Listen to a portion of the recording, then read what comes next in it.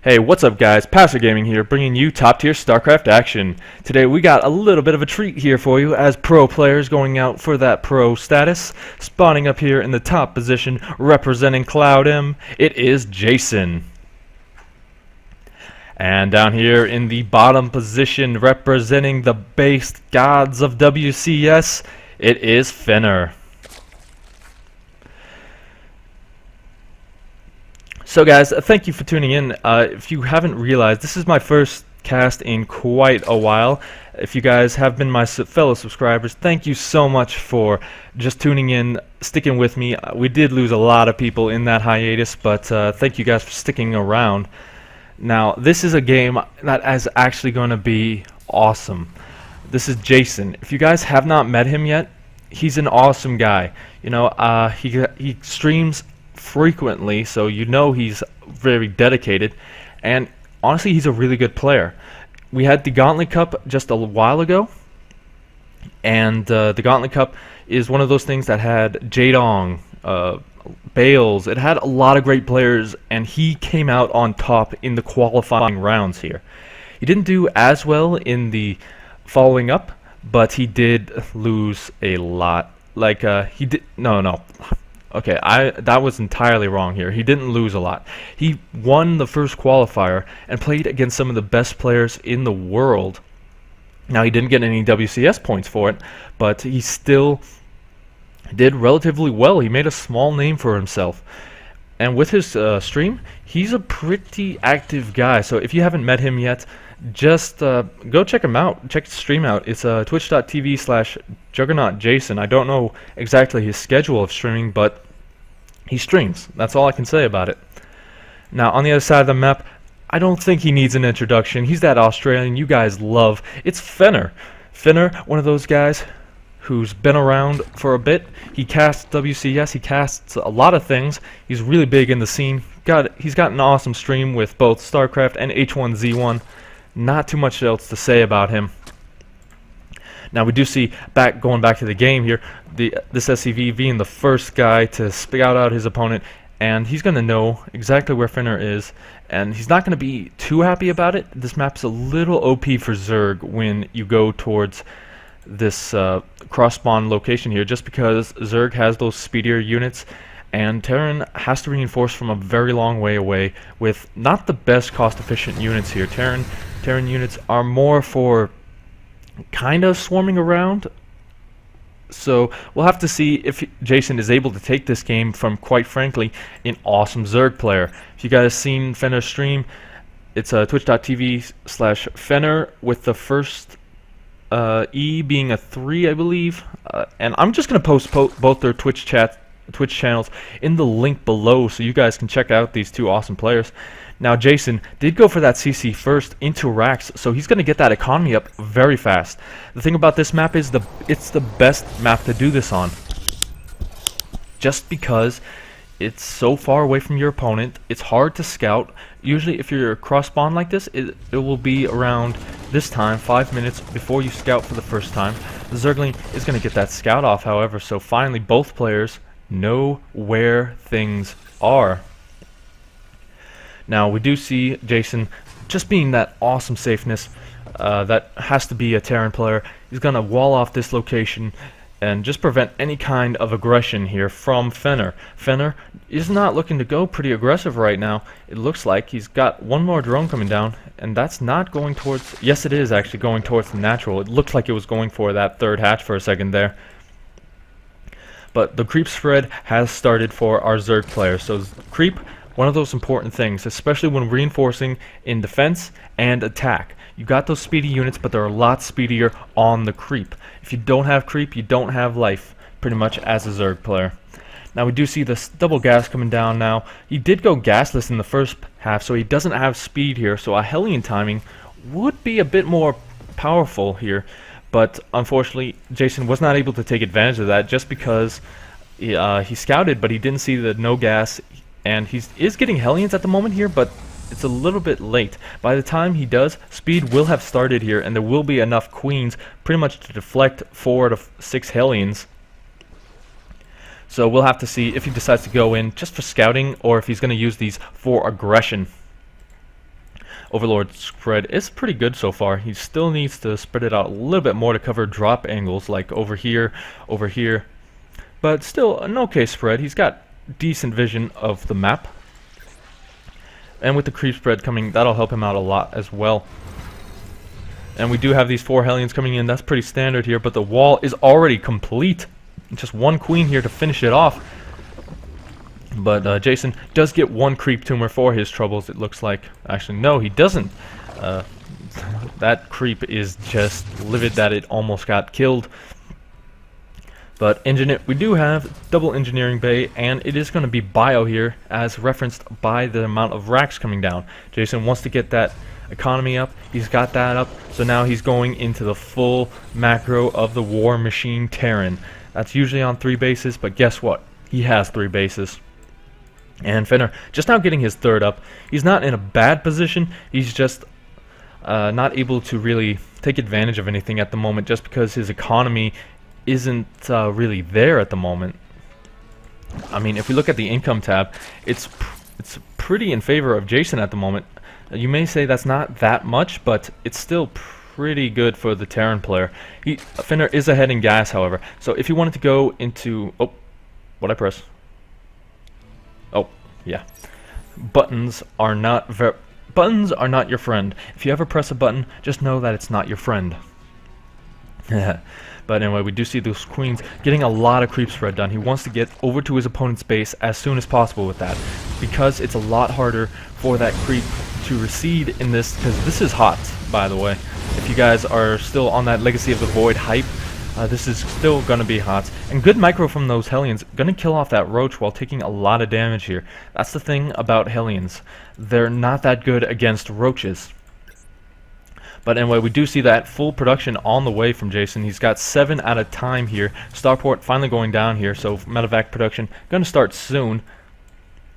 And that creep spread, once again, going very well here. Fenner has decided to go for that standard Ling Bane Muta style. He's got the Spire on the way. No, that's a Baneling nest.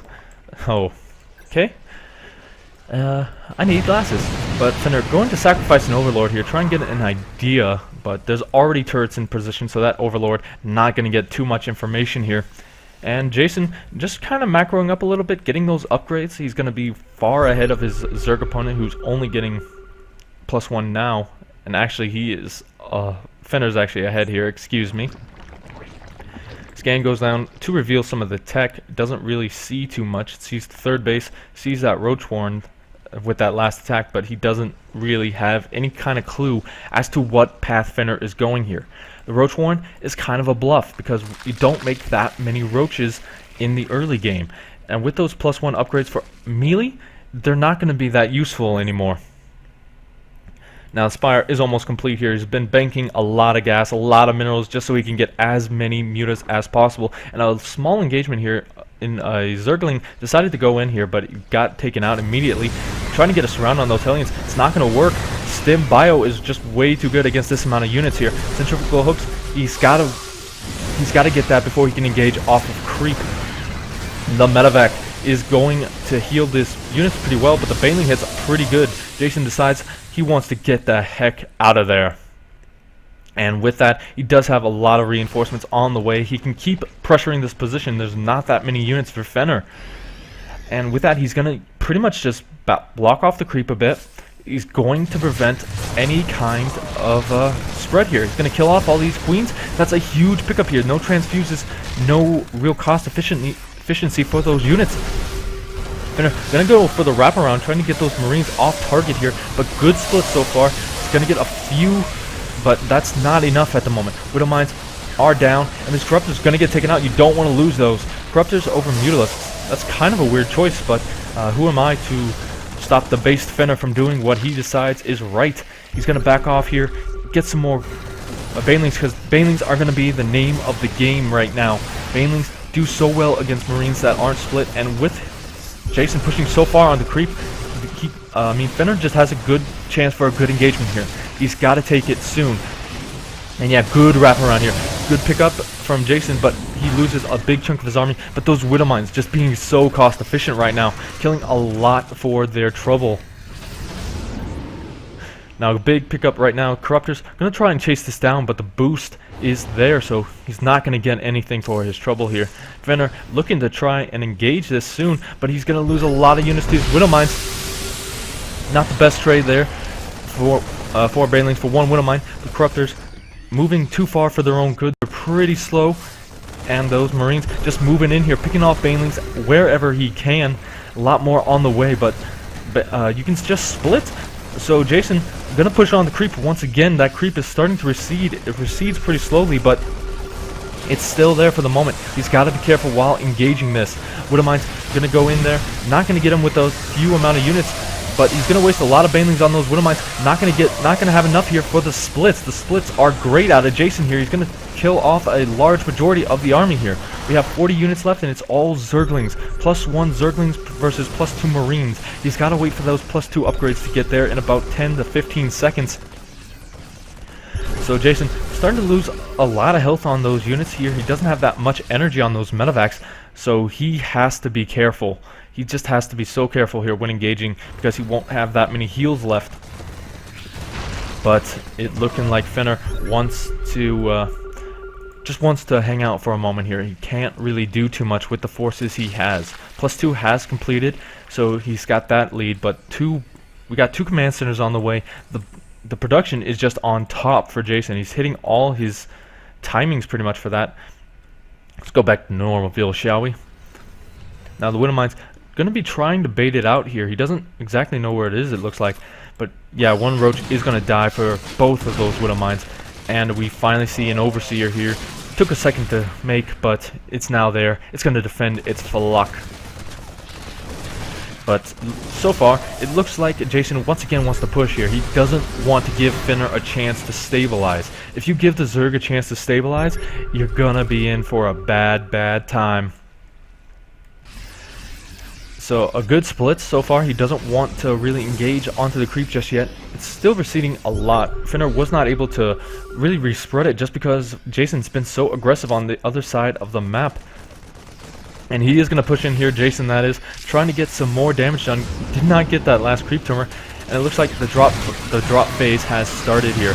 And at that point, it's not so much dropping as just keeping the opponent from attacking multiple positions. The Queen does scout this off. It's going to kill off that Queen, but this entire army was taken out by the Roaches. Roaches, good choice here. Pretty good against Marines. That's just what I've been told. But we do have another attack coming in over here. There's nothing to defend. He's going to lose a lot of drones for this. So far, 10 have gone down in this game, and he's just going to lose these Queens as well. Those Banelings so close to popping, but it doesn't look like they're going to. So, not the best engagement for Fenner. The Roaches and everything else is going to clean this up. And, I mean, he is going to clean this up pretty well, but he did lose a lot for that. 11 workers going down. He's down to 63 to 71. You never want to be in the position where you have less workers than the Terran player. The Terran player can always make mules, and with 5 potential orbitals, he can make a lot of mules here. Once again, Jason's going to engage in the middle of the map, get that minefield going, and that minefield may get a lot of big hits here. Jason has to be careful that he doesn't really waste these, because that's a big part of his army. It's those Widow Mine shots. But here we go. He scans, he sees where the army is, and he's just being careful here with the engage. He doesn't want to take a bad engagement. If you take a bad engagement, like I've said, against Zerg, you're going to be in for a bad time. Engaging into this choke, not the best, but he's got a good spread, and he's just baiting Fenner into the Widow Mines here. I forget what they're called, just because you can't see them. But on behind this, a small run by, not going to get too much damage done. Killed maybe 4 workers there, looks like. Let's put that back up. 4 workers. But so, not the best trade there. But this one Overlord is going to get a lot of these Widow Mines to fire off.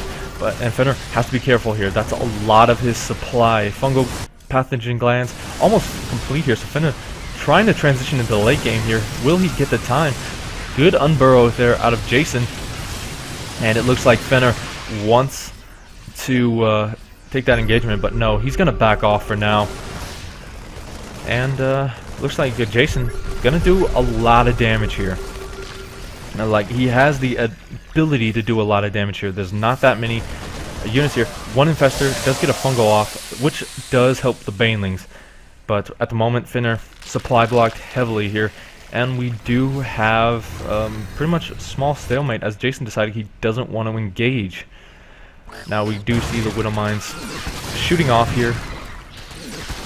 So that is good for Fenner. He baits those out pretty well. But unfortunately, there's just way too much Terran here for him to engage with this small force. It's purely Roaches and Zerglings and Banelings at the moment versus +3 units. We do have some good chances here for those Infestors, so will he be able to get those off is the big question. The minefield is down. Fenner losing a lot to Widow Mines there. That's not the best engagement. And a good fungal there gets a small chunk of this army, but he doesn't really have enough to focus fire at. And Fenner does decide to GG out, so Jason takes this game in convincing fashion. Thank you guys for tuning in. I am Passer from Passer Gaming. If you want, hit like and favorite and subscribe on this, and we'll see you next time.